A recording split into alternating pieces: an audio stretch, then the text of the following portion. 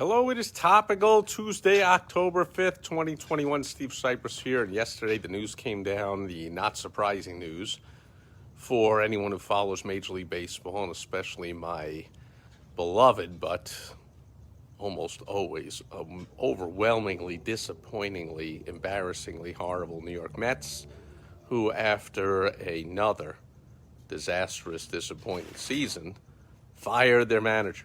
Even though he'd only been around 2 years, so barely had a chance. And last year, of course, with the whole shutdown, was like a 2-month season or something, so not a lot of time. But Mets got a new owner during that time, and the new owner ought to get a new manager, ought to get a new general manager, who will get a new manager and a whole new coaching staff, not to mention a whole bunch of new players. Anyway, the point was Rojas, as in his speech, very classy as always, in his speech after he got fired, said, look, we live in a results-oriented business. It made me think, because I talk about that all the time, how about your business? Is your business results-oriented? So many have trouble with this, especially young businesses as they're first growing. They're very often employing all kinds of family members, friends, and then as the company grows, they find it difficult to say goodbye to those underperforming or non-performing or just not fit for the job family members and or friends.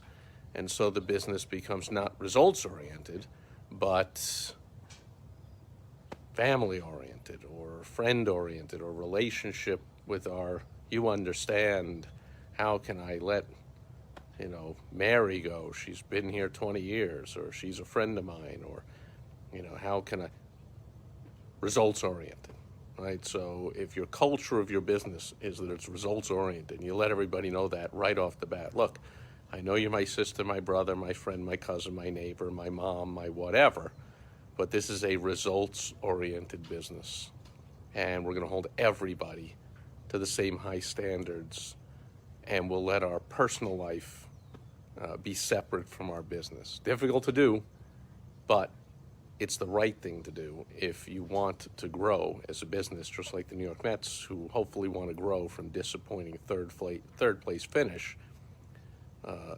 They need to be results-oriented. And so as classy and nice of a guy as Luis Rojas was as their manager, he knew it's a results-oriented business. Up and down, managers, players, everybody, ticket salesmen, ought to be the same in your business, right? If the guys hit 40 homers for 5 years in a row and then suddenly striking out every time up, guy needs to go to the bench. If it continues, the guy needs to get sent down to the minor leagues or traded away or just needs to retire or whatever. So think about that in your business. And you can run it the way you want. You don't have to have a results-oriented business. That's just my suggestion, that you do it that way. Often these decisions are difficult for the business owner to make when they involve family, friends, longtime employees. So you may want to get some outside eyes in there. There's all kinds of books on the subject, and even in popular culture, there was a movie about it, I don't know, about 10 years ago maybe, starring George Clooney, where he was flying all around as a consultant, as a layoff consultant. Like, he would go into businesses, they would hire him to come in and have the meetings and tell the longtime staff or all the staff, hey, you got to go, because the company just didn't want to do that themselves. So it's very understandable. If you can't do it yourself, you ought to get somebody to do it, because it really ought to be done. You ought to be results-oriented in your own attitude and the attitude of everyone in your business. Just my suggestion here on Topical Tuesday, October 5th, 2021. Or I think that was too many 20s.